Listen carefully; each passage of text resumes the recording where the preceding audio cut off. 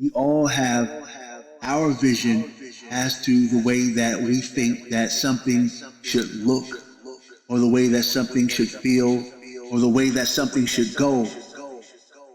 But when you're putting things together, or when you're getting your hair cut, you're not going to do it the way that someone else thinks that it should go. You're going to do it your way. You might take somebody's advice, but ultimately the final decision is going to end with you. When you're making a huge purchase like a house or a car, you might take some recommendations into consideration, but ultimately you're going to do what you want to do, what is yours.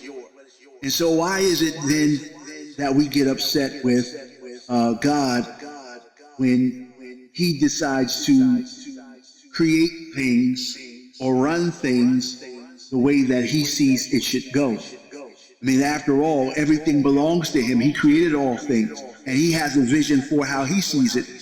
And ultimately, if you're on his earth, his planet that he created, the best thing for you to do is to line up your vision with God's vision for your life. And yes, there are some things that are difficult, but why do you think that if you were the one that was in charge, if you were God, that you're going to run things better than him?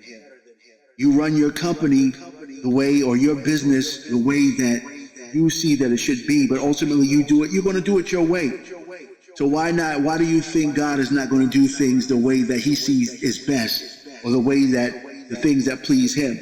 You're not going to let nobody tell you how your wedding dress should look. You may take some opinions on it, but ultimately you're going to choose what you think is best, because it's your thing. The best thing for us to do, or best thing for you can do, is to humble yourself and come before God and get on his plan and do things the way that he wants things to go. Ultimately, it's in the hands of God. Everything belongs to God.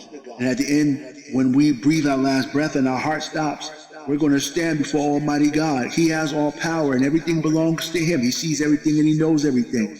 And yet with having all power, he still decided to come down here to earth and to die for you and I on the cross. And he did not have to do it, but yet he put himself in a place of humility. And you need to humble yourself and recognize that Jesus Christ is the only way that you will spend eternity having joy and peace. No more tears, no more crying, versus eternity tormented without it.